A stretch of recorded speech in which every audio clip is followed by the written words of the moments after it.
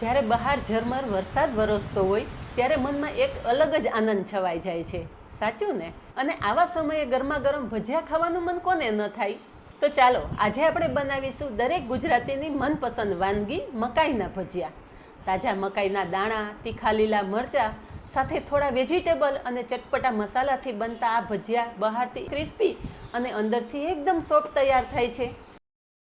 તો ચાલો વરસાદી મોસમની મજા બમણી કરવા માટે આ લાજવાબ રેસીપી બનાવવાનું શરૂ કરીએ. અહીંયા મેં એક નંગ લીલી મકાઈ લીધેલી છે, જેનો ઉપરનો પાનનો ભાગ અલગ કરી અને સારી રીતે ધોઈ લીધી છે. ધોવાથી મકાઈમાં રહેલા રેસા બધા દૂર થઈ જશે અને મકાઈ સરસ ચોખ્ખી થઈ જશે. હવે આ ભજીયા બનાવવા માટે જો તમે મકાઈ છીણીને ઉપયોગમાં લેશો કે ક્રશ કરીને ઉપયોગમાં લેશો તો મકાઈ સાથે તમારે વધારે લોટની જરૂર પડશે. એટલે આજે હું તમને એક સ્પેશિયલ રીત બતાવું. એના માટે મકાઈના દાણા છે ને આપણે આ રીતે ઉપરથી લેવાના છે. તમે જુઓ, અહીંયા તમે જુઓ કે આ રીતે આપણે મકાઈના દાણાના બે ભાગ કરી લઈએ છીએ. આ રીતે તમારા મકાઈના દાણાના ભાગ થયેલા હશે ને તો મકાઈનો સ્વાદ સરસ આવશે, સાથે ભજીયા ક્રિસ્પી અને ક્રન્ચી તૈયાર થશે. અહીંયા મકાઈના બધા જ દાણા અલગ કરી લીધા છે. સમારેલી મકાઈ એક મિક્સિંગ બાઉલમાં લઈ લેશું. હવે તમે ઈચ્છો તો એકલી મકાઈના ભજીયા પણ બનાવી શકો છો, પણ આજે આ મકાઈના ભજીયા થોડા વેજીટેબલ સાથે આપણે બનાવશું. તો એના માટે અડધું ગાજર મેં બારીક ચોપ કરી લીધેલું છે.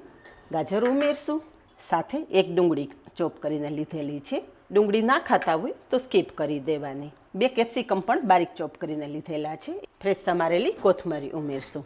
હવે થોડા બેઝિક મસાલા કરી લઈએ. સ્વાદ પ્રમાણે મીઠું, અડધી ચમચી લાલ મરચું, અડધી ચમચી હળદર, 1 ચમચી ધાણા જીરું, 1 ચમચી વરિયાળી, 2 ચમચી સફેદ તલ. સફેદ તલનો ટેસ્ટ આ ભજીયામાં બહુ સરસ આવે છે, એટલે થોડા વધારે પ્રમાણમાં ઉમેરવાના. અને 2 થી 3 ચમચી જેટલો લીંબુનો રસ પણ ઉમેરી દેશું.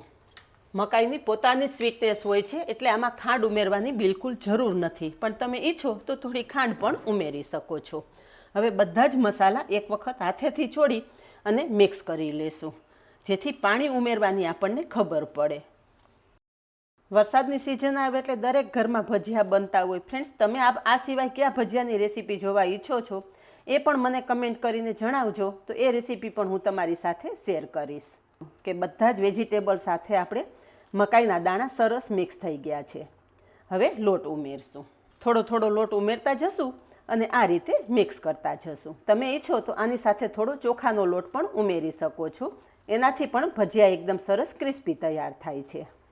બેટર સાથે મેં જે 1 કપ લોટ લીધેલો ને એ બધો જ લોટ અત્યારે ઉમેરી દીધેલો છે.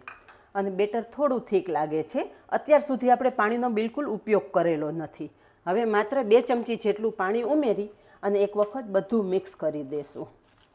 મકાઈમાં પણ ઓલરેડી પુષ્કળ પ્રમાણમાં પાણી હોય છે, એટલે આમાં વધારે પાણીની જરૂર નહીં પડે. અને તમે ઈચ્છો તો વધારે લોટ પણ ઉમેરી શકો છો, પણ ક્રન્ચી અને કુરકુરા ભજીયા જો તમારે ખાવા હોય ને તો ઓછા લોટ સાથે આ ભજીયા તૈયાર કરવાના. તો અહીંયા તમે જુઓ કે બધું સરસ મિક્સ કરી દીધું. એક વખત બેટર હાથેથી ભેગું કરીને જોઈ લેવાનું. અહીંયા તમે જુઓ કે આપણું બેટર એકદમ સરસ ભેગું થઈ જાય છે, બિલકુલ છૂટું નથી પડતું. આ ટાઈમે જો તમને એવું લાગે કે તમારા બેટરમાં લોટનું પ્રમાણ ઓછું લાગે છે તો તમે થોડો વધારે લોટ પણ ઉમેરી શકો છો, પણ બેટર આ રીતનું તૈયાર થયેલું હોવું જોઈએ. હવે આ ભજીયા એકદમ સરસ ક્રિસ્પી થાય અને અંદરથી સોફ્ટ બને એ માટે આપણે 1/4 ટીસ્પૂન જેટલા કુકિંગ સોડા ઉમેરશું. અને કુકિંગ સોડાની ઉપર માત્ર 1 ચમચી જેટલું સિંગ તેલ ઉમેરશું. થોડું સિંગ તેલ ઉમેરશો ને એટલે આ ભજીયા ઠંડા થયા પછી પણ બિલકુલ ગળામાં ચોંટશે નહીં. બંને સામગ્રી બેટર સાથે એકદમ સરસ મિક્સ કરી લેવાની. અહીંયા આપણું બેટર એકદમ મસ્ત તૈયાર થઈ ગયું છે. ચાલો હવે ભજીયા પણ બનાવી લઈએ. ભજીયા બનાવવા માટે અહીંયા તેલ ગરમ થઈ ગયું છે. એક વખત તેલ ગરમ થઈ જાય ને એ પછી ગેસની ફ્લેમ ધીમી કરી દેવાની અને બસ તૈયાર થયેલા ગરમ તેલમાં ભજીયા ઉતારી લેશું.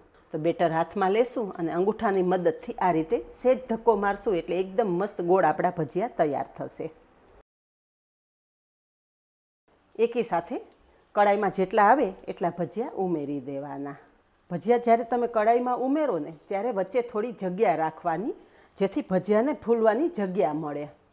આજુબાજુમાં જ જો ભજીયા મૂકી દેશો ને તો ભજીયા તમારે જોઈએ એટલા સરસ ફૂલશે નહીં. અને ભજીયા કડાઈમાં ઉમેર્યા પછી તરત જ આપણે ટચ કરવાના નથી, નહીતર મકાઈ છે એના દાણા કડાઈમાં છૂટા પડી જશે. બસ ભજીયા થોડા સેટ થાય ને એટલે હળવા હાથે આ રીતે પલટાવી લેવાના.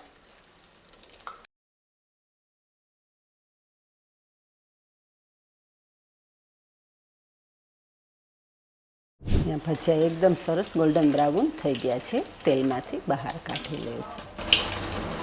તમે જોઈ શકો છો ને ફ્રેન્ડ્સ કે આપણા ભજીયા એકદમ મસ્ત ઓઇલ ફ્રી તૈયાર થયા છે. તળાયેલા ભજીયા એક પ્લેટમાં લઈ લઈએ, સાથે આપણે મરચાં પણ તળી લઈશું અને આ રીતે બાકીના ભજીયા બનાવી લઈએ.